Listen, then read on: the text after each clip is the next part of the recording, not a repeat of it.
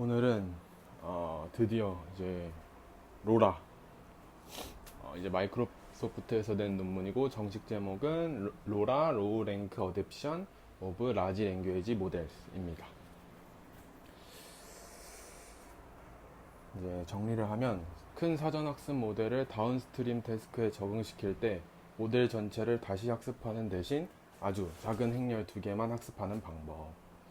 왜 드디어라고 했냐면, 지금 현재 연구나 뭐 개발 그런 이제 일들을 함에 있어서 현실적인, 아니면 지금 당장에 있는 일단 가장 큰 문제는, 물론 이제 지식적인 거나 역량에 대한 부족, 이게 가장 크겠지만 리소스적인 측면에서의 문제에 현재 당면에 있다. 그래서 파인 튜닝을 해서 이렇게 해야 되는데, 사전학습이나 그 해당 모델을 뭐 이제 그루트나 소닉 같은 이제 모델을 원하는 태스크에 이제 적용하려면 이제 파인 튜닝을 해야 되는데, 그 과정에서 필요한 리소스적인 문제가 있어서 그 부분에서 도움이 될 수도 있지 않을까 해서 이제 리뷰를 해보게 되었습니다. 그래서 내용을 들어가면, 논문은 자연어 처리의 중요한 패러다임 하나가 일반 도메인 데이터로 대규모 프리트레이닝을 하고 특정 태스크나 도메인에 적용시키는 것이라는 문장에서 이제 출발을 합니다. 그래서 이제 그 어댑션은 보통 파인 튜닝으로 합니다. 사전 학습된 모델의 모든 파라미터를 갱신하는 방식입니다. 논문이 지적하는 파인 튜닝의 가장 큰 단점은 새로 만들어진 모델이 원본 모델과 똑같은 수의 파라미터를 갖게 된다. 근데 이게 모델 크기에 따라 성격이 달라집니다.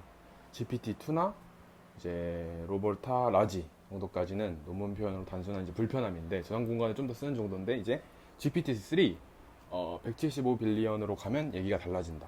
175빌리언 파라미터를 가진 모델 인스턴스를 태스크마다 하나씩 독립적으로 이제 배포 해야 한다는 뜻인데, 논문은 이것이 이제 비용상 감당이 안 된다라고 표현을 합니다. 그래서 단순한 불편함이 결정적인 배포 문제로 바뀌는 지점이라고 합니다. 이 문제를 완화하려는 시도가 그 전에 없었나? 당연히 있었는데, 논문은 3절 제목을 기존 해법으로 충분하지 않은가 라고 붙이고 두 갈래로 짚습니다. 첫 번째가 어댑터 레이어. 어댑터는 트랜스포머 블록 사이에 작은 층을 끼워놓고 그것만 학습하는 방식입니다. 파라미터가 적게 설계되어 있어서 어떤 경우엔 원본 모델의 1%도 안 됩니다. 그러니까 추가되는 플롭스도 제한적이다. 언뜻 보면 문제가 없어 보이는데, 논문이 지적하는 부분은 큰 신경망이 지연을 낮게 유지하는 건 하드웨어 병렬성 덕분인데, 어댑터 레이어는 순차적으로 처리될 수밖에 없다. 그래서 플롭스가 적은 것, 그리고 순차 단계가 늘어나는 것은 이제 다른 문제라는 것이다 라고 합니다. 이 차이가 특히 드러나는 상황이 배치 사이즈가 보통 1인 온라인 인퍼런스입니다. 테이블 1이 실제로 측정한 값인데, GPT-2 미디엄의 단일 포워드 패스 지연을 100회 평균한 것이고, 엔비디아 커드로 RTX 8000을 썼습니다. 배치 32의 시퀀스 길이 512인 경우에는 1449.4ms 대비 이제 어댑트 L이 2.2%, 이제 H가 3.0% 드러납니다. 이거는 이제 괜찮은데, 이제 배치 1에는 시퀀스 길이 128, 그러니까 실제 서비스에서 한 명의 요청을 처리하는 상황으로 가면 19.8ms 대비 어댑터 L이 27.7, H가 30.3이 드러납니다. 논문은 이제 여기에 더해서 모델을 이제 샤드 해야 하는 경우에는 추가된 깊이 올 리듀스나 브로드캐스트 같은 동기 GPU 연산을 더 요구하기 때문에 이 문제가 더 나빠진다라고 말을 합니다. 두 번째는 입력 쪽 활성값을 최적화하는 방향. 대표적인 게 프리픽스 튜닝. 논문의 관찰은 두 가지인데, 하나는 프리픽스 튜닝이 최적화하기 어렵고 성능이 학습 가능한 파라미터 수에 대해 단조롭게 변하지 않는다는 것. 파라미터를 늘렸는데 성능이 떨어지는 구간이 생긴다는 거고, 이건 또 프리픽스 튜닝 원 논문의 관찰과도 일치한다라고 적습니다. 더 근본적인 문제는 두 번째인데, 어댑션을 위해 시퀀스 길이의 일부를 떼어 쓰는 구조이기 때문에 정작 다운스트림 태스크를 처리하는 데 쓸 수 있는 시퀀스 길이가 필연적으로 줄어든다. 논문의 정리는 두 갈래 모두 파인 튜닝 베이스라인의 성능에 미치지 못하는 경우가 많고, 결과적으로 효율과 모델 품질 사이에 트레이드 오프가 생긴다. 그러면 로라는 어디서 출발했냐? 이제 논문은 선행 연구 두 편에서 착안했다라고 하는데, 학습된 과다 매개 변수와 모델이 실제로는 낮은 인트린식 디멘션 위에 있다라고 합니다. 여기서 논문이 세운 가설은, 그렇다면 모델, 어댑션 중에 일어나는 가중치 변화량 역시 낮은 인트린식 랭크를 가질 것이다.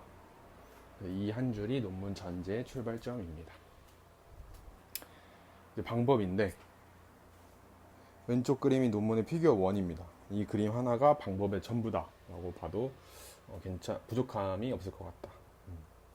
왼쪽에 큰 블록이 사전 학습된 가중치 W입니다. 이건 프리즈 되어 있는데, 오른쪽에 좁아졌다가 다시 넓어지는 두 개의 사다리꼴이 있습니다. 아래가 A, 위가 B. 입력 X가 양쪽으로 동시에 들어가고 두 경로의 출력이 위에서 더해져서 H가 됩니다. 수식으로 보면 사전학습 가중치 W0에 대해 갱신량을 적외수 분해로 제약합니다. W0 더하기 델타 W를 W0 더하기 BA로 이제 두는데, B는 이제 D 곱하기 R, A는 R 곱하기 K, 랭크 R은 D와 K의 최소값보다 훨씬 작습니다. 순전파는 H 이퀄 W0 곱하기 X 더하기 BAX가 됩니다. 원래 경로는 그대로 두고 옆에 적외수 경로를 하나 더 붙인 형태다. 초기화가 중요한데, A는 무작위 가우시안으로, B는 0으로 초기화합니다. B가 0이니까 학습 시작 시점에는 이제 델타 W가 0. 그래서 학습을 시작하는 순간의 모델은 원래 사전 학습의 모델과 출력이 완전히 같다.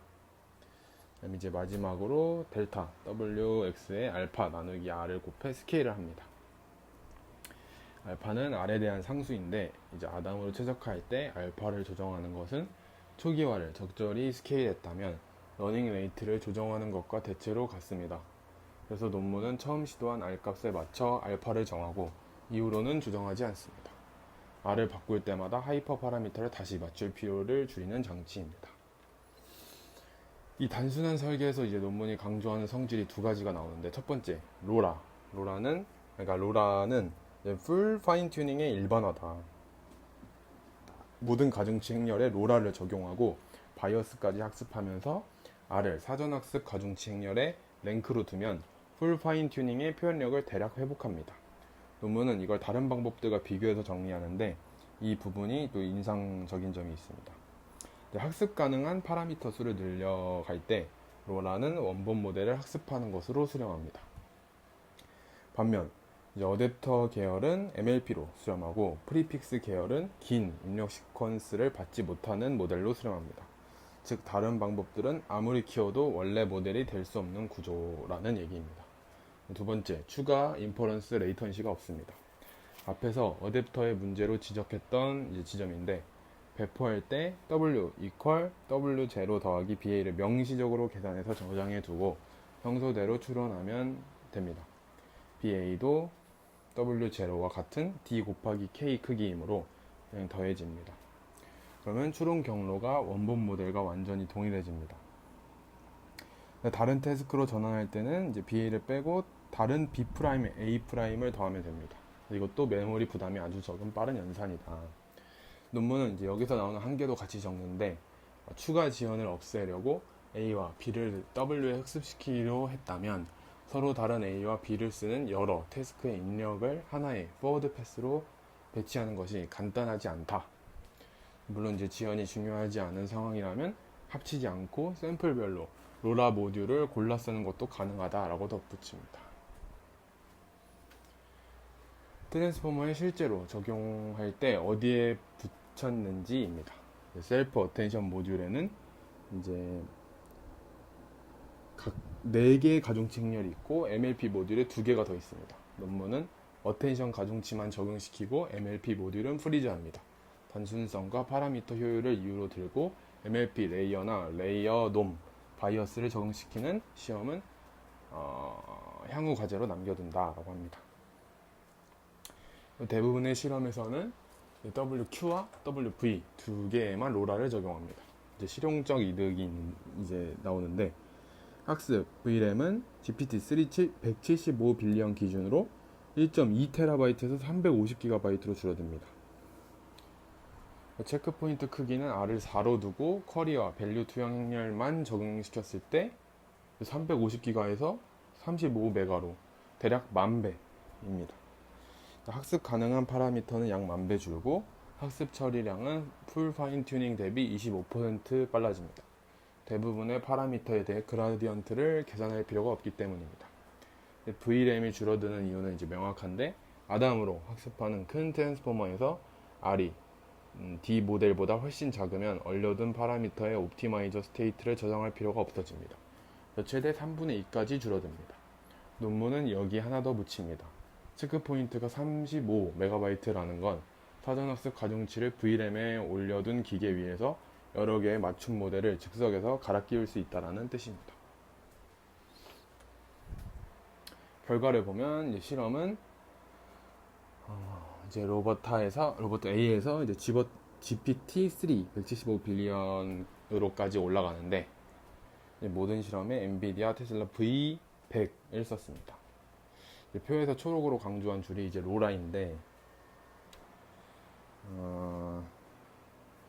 여기서 이제 봐야 될 거는 절대 수치의 크기가 아니라 가운데 열의 파라미터 수 차이에도 불구하고 오른쪽 지표가 밀리지 않는다.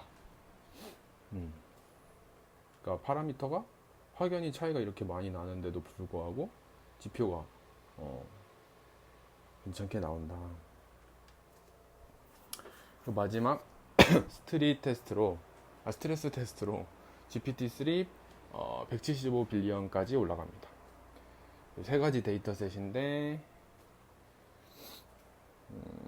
중요한 거는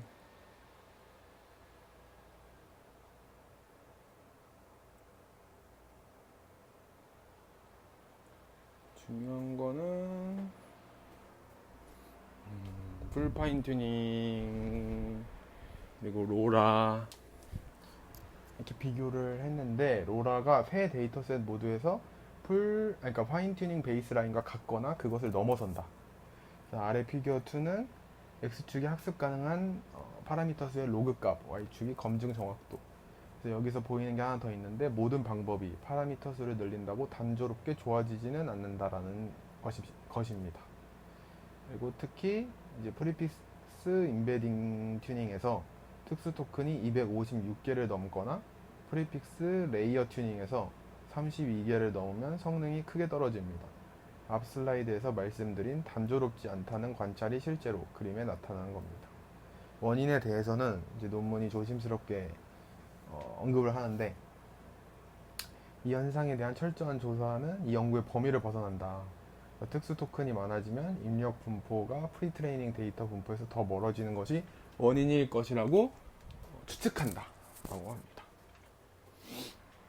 이 논문 7절의 방법을 제안하는 거에서 끝나지 않고 적외수 갱신 자체를 들여다봅니다. GPT-3 175 빌리언 대상으로 세 가지 질문을 던지는데, 이 슬라이드에서 2개, 다음 슬라이드에서 1개.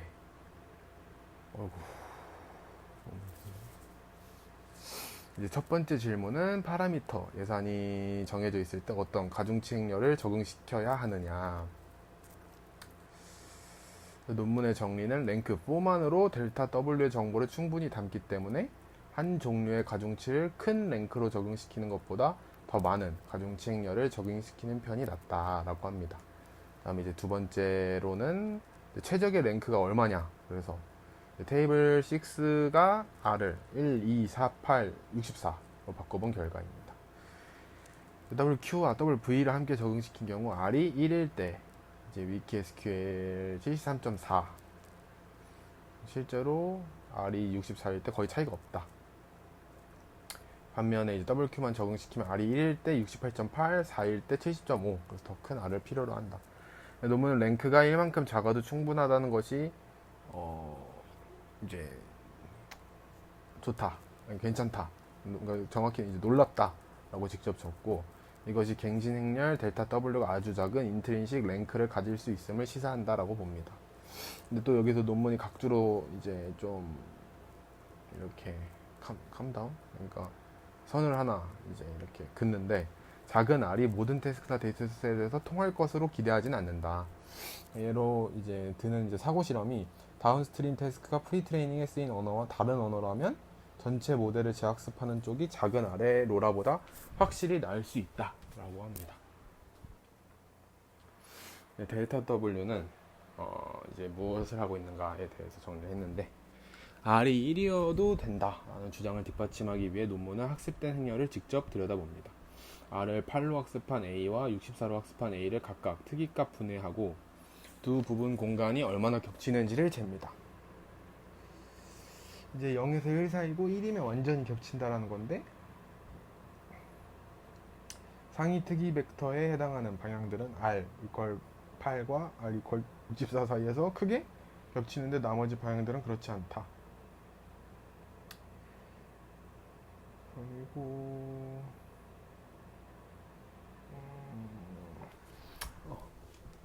델타 W는 그렇고, 이제 무엇을 했느냐. 이제 사전학습 가중치 W0를 프리즈하고 어댑션 중의 변화량만 델타 W 이퀄 BA라는 적외수 분해로 학습합니다. R은 D보다 훨씬 작고 배포할 때는 W0 더하기 BA를 미리 합쳐서 저장합니다. 추론 경로가 원본 모델과 완전히 동일해집니다. 무엇을 얻었냐. 그래서 GPT-3 175빌리언 기준으로 학습 가능한 파라미터가 10,000배 줄고 GPU 메모리 요구가 3배 줄었다.